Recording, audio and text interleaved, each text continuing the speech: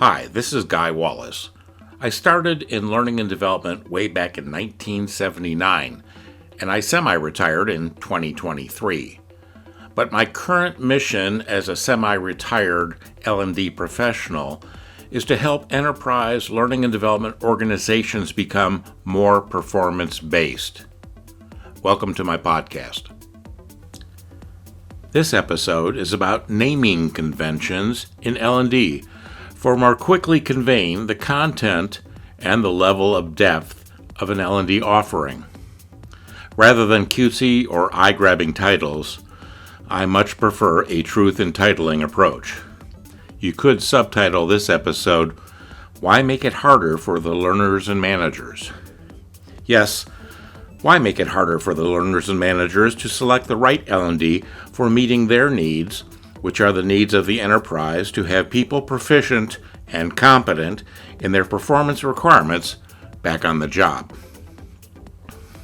Or it's about them getting ready for a future assignment, an aspiration of the learner who is and will be a performer first and foremost back on the job or in that next job.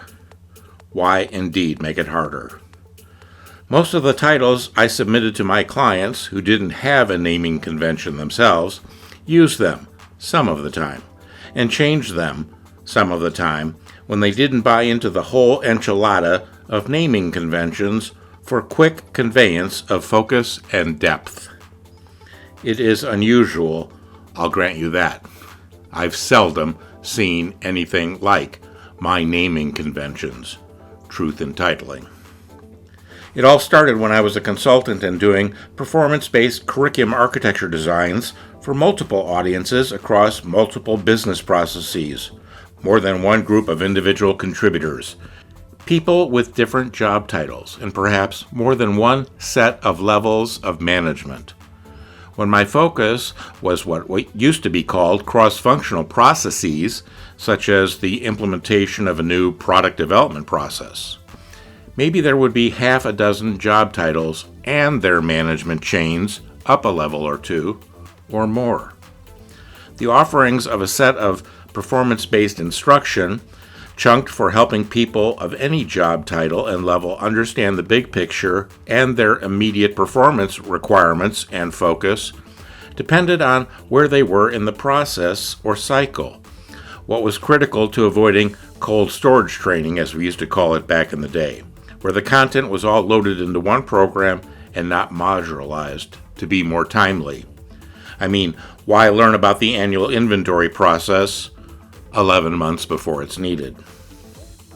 And because I don't like knowledge or skills learned in isolation of their context, their performance context, and I advocate for more appropriate reuse of modularized instructional content, to square that circle, I needed to see modular instruction titled in such a manner that L&D professionals could assemble and offer chains or groupings of L&D modules in packages that in total help people master performance and not just some knowledge or skill item in isolation, as that always leads to forcing them to attempt far transfer versus near transfer. If you taught me active listening, which everybody needs, don't you know, or duh, but you didn't teach it to me or I didn't learn it in context, many jobs, not all, but many, have the potential to have a fairly nuanced or tricky performance context, and that might make transfer of learning back to their jobs more of a challenge. Not just a far transfer requirement, but a far, or even a far transfer requirement. So I might want a module on generic active listening to be sandwiched or bookended with a front-end set of content, another module, that addresses what's this all about in my performance context, and what's in it for me and for my stakeholders, and what are their requirements anyway. That will lead to good outcomes. You might even provide a demonstration of it being used in their performance context for their job and not somebody else's job. And after taking the generic content on active listening, I want a back-end set of content, yet another module, that addresses or repeats the demonstration of it being used in their performance context, and then followed by sufficient rounds of authentic practice with feedback, and not just one and done practice with feedback, of how to apply that in their performance context for their job and not someone else's job. Have you ever been in training or learning where you might have easily thought that this was really for somebody else's job and not yours? Yeah, that's more learning of an educational bent than with a training bent, in my opinion. In the example I'm using here on active listening, a critical skill by the way, learning it in isolation and testing that somebody can recognize what to do via multiple choice question knowledge testing, or that they can recall what to do using fill-in-the-blank knowledge testing, may or may not be a predictor of the ability to apply it back in the work processes or work streams or workflows back on the job. And isn't that the point of learning in an enterprise context? To go beyond learning to performance back in the work processes, the work streams, or workflows? Okay, you might easily agree about titling for the performance focus of a module, the enabling knowledge module, or the enabling skill module, or the focus of the other modules that are performance-based, performance-specific front ends and back ends of L&D bookends.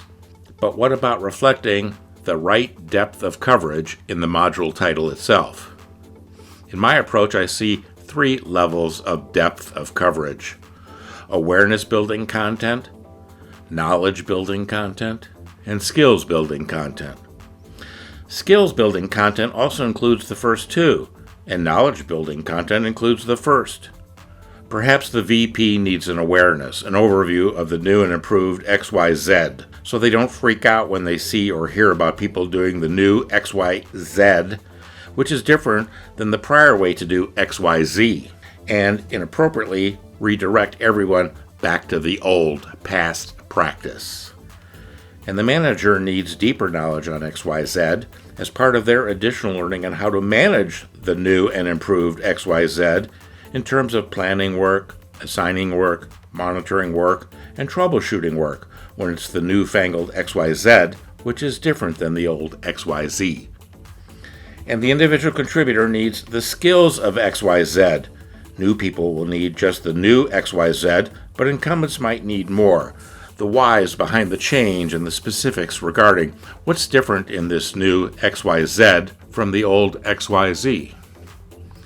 One could then build the deepest level of coverage, the skill level, and then extract the other 2 versions, the knowledge level and the awareness level, to save time and money in both first costs and then later in life cycle costs of maintenance and continuous improvement. My job in the U.S. Navy as a journalist, and then again in college at journalism school, I was taught how to write newspaper articles covering the 5 W's and H: the who, what, why, where, and when, and how, in the first paragraph, and then follow that up with a paragraph on each, and then the third round going yet deeper. At least that's how I remember it, and we should all appreciate how faulty our memories are, so please forgive me if I've internalized and operationalized it differently than it was taught to me back in the 1970s. But that was part of the genesis of my thinking on modularizing instructional content. The other input was on how product managers and engineers saw modular systems of products and subassemblies and components and piece parts in a BOM, a BOM, a bill of materials. Think about the picture and parts list for a bookshelf or a swing set or anything else where some assembly is required. All for saving money in L&D in both first costs and in life cycle costs. Because as you all should know, saved money goes straight to the bottom line, so to speak. So titling the modular elements of modular instruction, events or lessons or instructional activities, which are my products and subassemblies and components, can use a little truth or clarity in titling. When an instructional event, the level of a product that we administer and track completions of, is titled, I see it in 3 versions. For content labeled A, B, C, D, the 3 versions would be How to A, B, C, D, No Kidding, and that's for the skill level, or just A, B, C, D for the knowledge level, or Overview of A, B, C, D for the awareness level. When I teach others my approaches to ISD or LXD design via my PAC processes, I always add the tag "No Kidding" when discussing the how-to level of content, so that everybody is clear that when we say and label content using how-to, we really mean it. That's the value proposition. In truth, only a few clients embraced it and used it. That's my truth in my titling efforts. I don't know about you, but I've assessed thousands of instructional packages, courses, modules, etc., in doing my 4th type of analysis, existing content assessments for reuse purposes.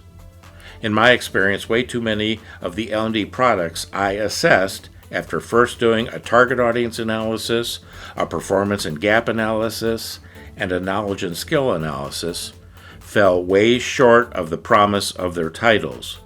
Their titles suggested something that the content just didn't deliver. A bait and switch kind of labeling, in my view, very misleading. So, awareness, or knowledge, or skill. I know that many in the profession state the S before the K, the skill before the knowledge, and then some use an A at the end, so it's SKA, skills, knowledge, and abilities. That never made sense to me, as I always saw the knowledge as leading to the skill.